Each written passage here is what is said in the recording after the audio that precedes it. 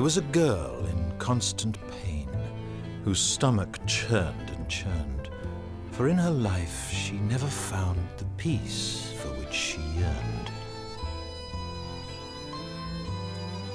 So she made a pact to end it all, to commit a fatal act from which there was no way out and never no turning back. For this girl was more than bitter. She was bitter through and through. But what exactly made her bitter? No one really knew.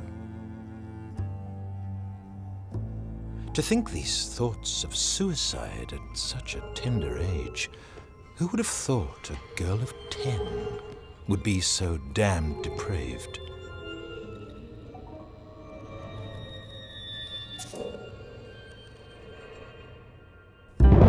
The end must be dramatic to let everybody know that although they loved her dearly, she really had to go. She filled her waking hours with thoughts of her demise, and some of them were so perverse, even she felt some surprise. Maybe something with a piece of rope or a sharpened kitchen knife. There must be 1,000 different ways to end a bitter life.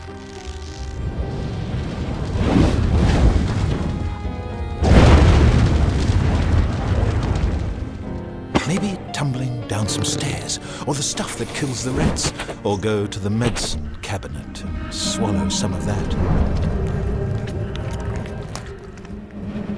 Perhaps a tragic accident, or a life-threatening disease. But in the end, she thought it best to simply swallow bees. She wandered down into the woods where bees are said to hide, and on the branch of an old oak tree, she found them in their hive. She swallowed 6 bees, then 6 more. She may have swallowed thousands. She was never really sure.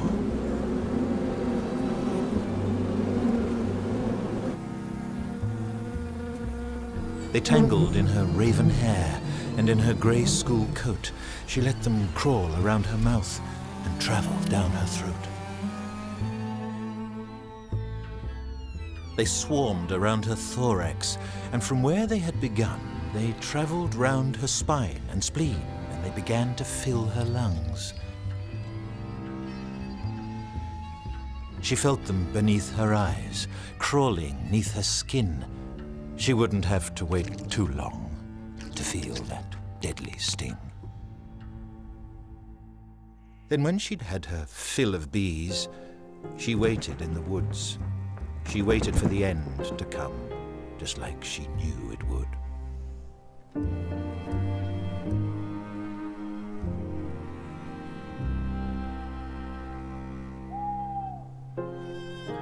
She heard those black bees buzzing, obedient to their craft, and she waited there to pass away until the sky turned dark.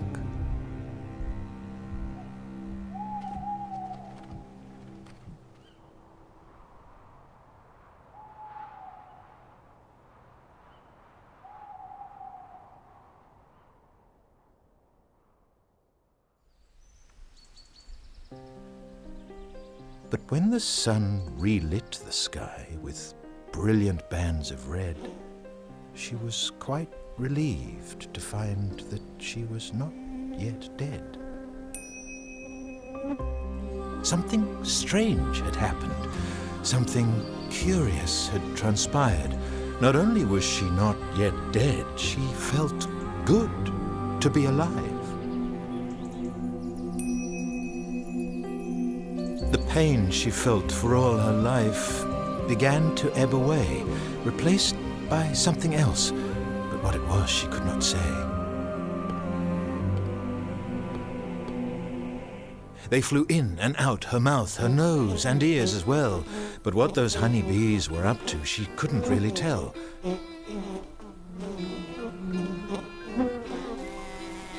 The insects came and went all day, frantic at their tasks. She was curious where they traveled to, but she thought it rude to ask.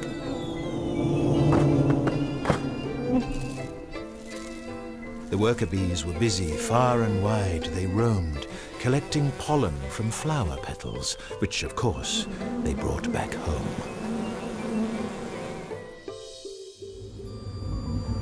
Back to the home, inside her chest, came the pollen-heavy bees. She wondered to herself if they thought she was a tree. In the chambers of her bitter heart, they fashioned a new hive.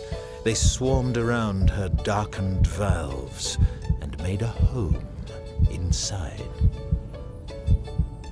Her heart began to buzz and pulse with a beat not all its own, as 1,000 honeyed voices vowed she'd never be alone. For the honey that the bees had made seeped deep into her veins, coating tired muscles, relieving every strain. Her lips were full with nectar, her honeyed face now all aglow. She left the sweetest tasting footprints everywhere she'd go. For pure honey soaked her skin and made her life replete. And the bitterest girl in the whole wide world became the sweetest of the sweet. The bees adored their golden child, tarnished but serene. They loved their little princess, who was born to be their queen.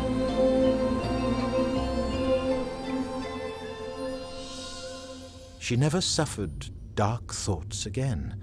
She felt no sickness, nor disease, and life became a thing of joy for the girl who swallowed bees.